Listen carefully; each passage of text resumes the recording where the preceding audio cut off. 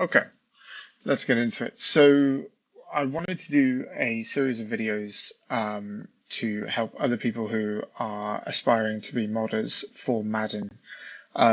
My skill set is specifically on cleats, so I'm going to take you through my process, some of the things I look out for, some of the technical issues that arise, and some of the programs that you'll need. So it's going to get quite in depth. So I'm going to split them into several different videos.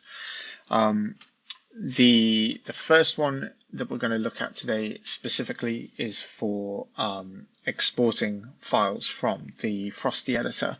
You're not going to be able to do any mods without the Frosty Editor. Make sure it's up to date with the latest version of Madden.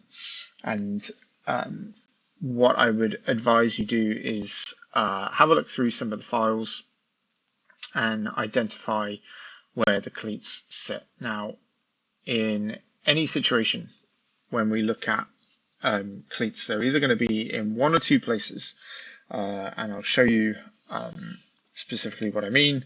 So if we use a word like vapor, as in the Nike Vapor cleats, and we search for them, they're going to be found in two different locations. One will either be in content shared, where all the basic cleats are, and then there will be another file in content, which are for Vanity Cleats, and I'll get onto them in a little bit and explain the difference between the two of them.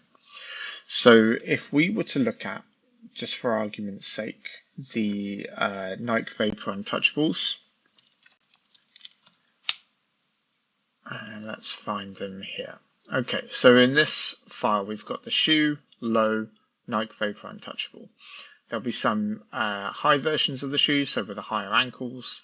There'll be some with spats, so that's the ankle wrap, so the bulky wrap, and some with a thinner wrap that goes around their ankle. Within this file, so if we open up this one, we will see that there are lots of different metamorph launchers and other files that we really don't need to mess around with, but the ones we do need to focus on are the ones in here.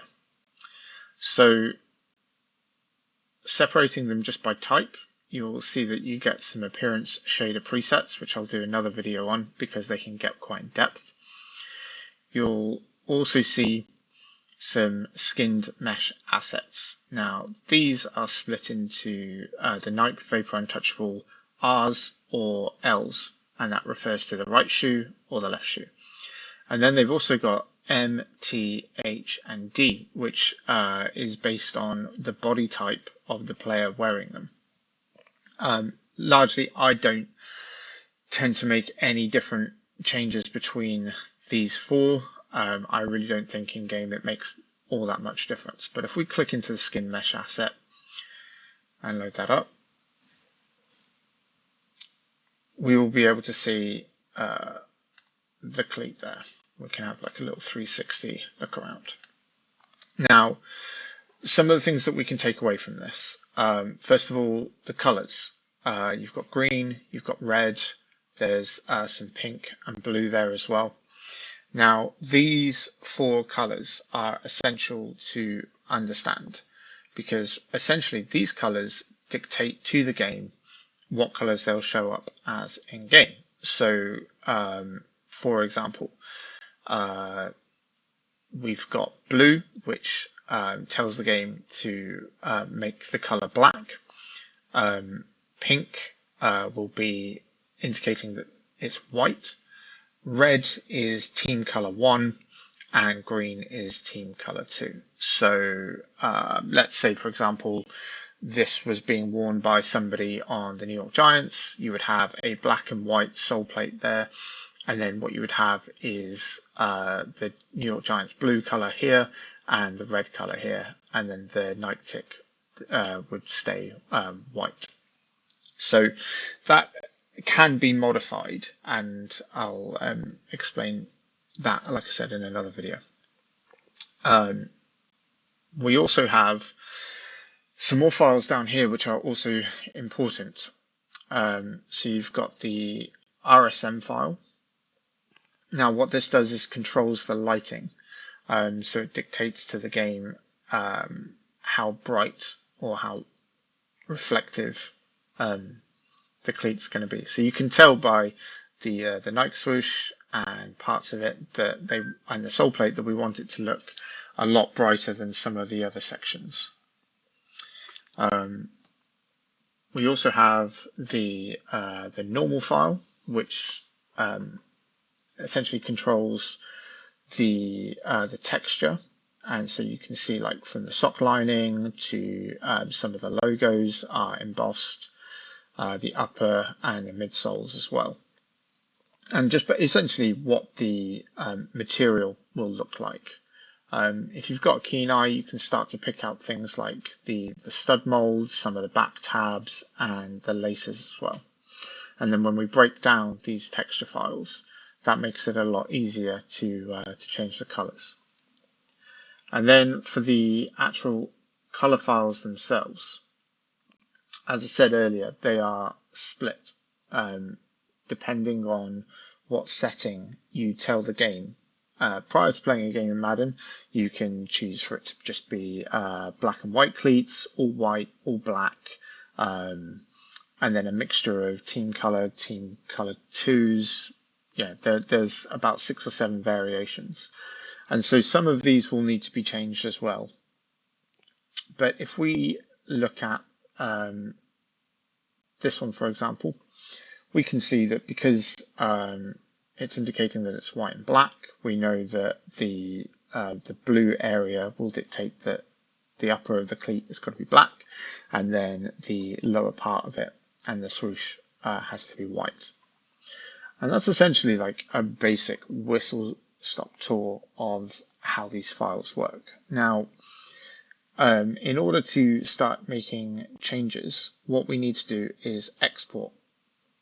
So I will first and foremost take one of the meshes. So we've got, let's just say, the R_M mesh, and then we're going to want the L_M mesh as well. So that's a left variant as well. And then if we go export, and then make sure that your settings are the same as mine, and then hit export. And then what we can do is export this. Now, it will be exported as an FBX file, which can be accessed in Blender. So that's where we'll make some modifications to it if we need to. So we'll save that there. So that's the right one done. And then we'll export this one to the same location. So that's the left one. And then thinking ahead for the texture file editing that we'll probably do in Photoshop and Blender as well, we'll also export the lighting file. And then we'll export the normal file. And then we'll take, for the time being, we'll take this one, and we'll take this one. And the reason why I take several of these cold files is essentially what we want to be able to do is use Photoshop's layers and the magic wand to highlight certain sections to be able to separate them into their own specific layers.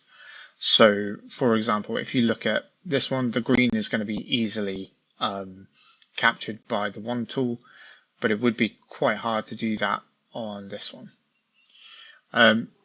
Finally, I think it's worth showing you the difference between some of the cleats that you find in content shared and the ones that you find in content.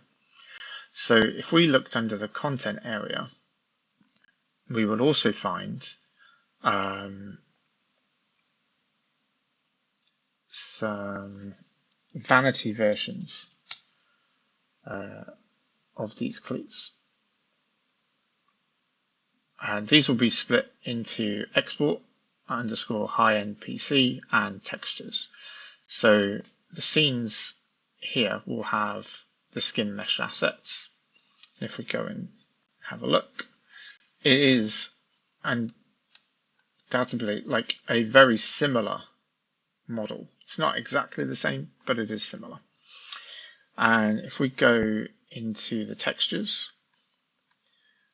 let's have a look here.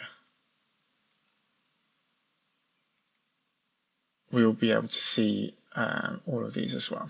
So it's important that you know the difference between the vanity cleats and the normal ones and don't get those muddled up. One other thing I missed out as well is the decals. So if you look at, let's find it here, where is it?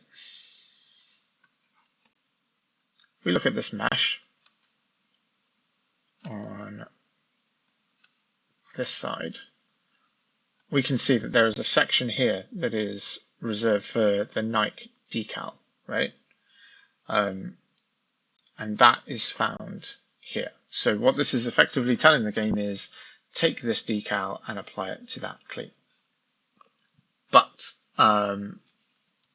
when we look at some of the vanity cleats, for example, let's see where they are. Like take, for example, the Nike Vapor Edge Dunks. If we look at this color file, it's actually kind of different because instead of just having, let's get rid of that one. Instead of just having like one flat image, which is then mirrored from left to right, what you actually have is the left and right image side by side. And then there is no decal associated with this. Now, I personally think that vanity cleats are easier to mod because you're essentially editing the 2D texture file as you see it.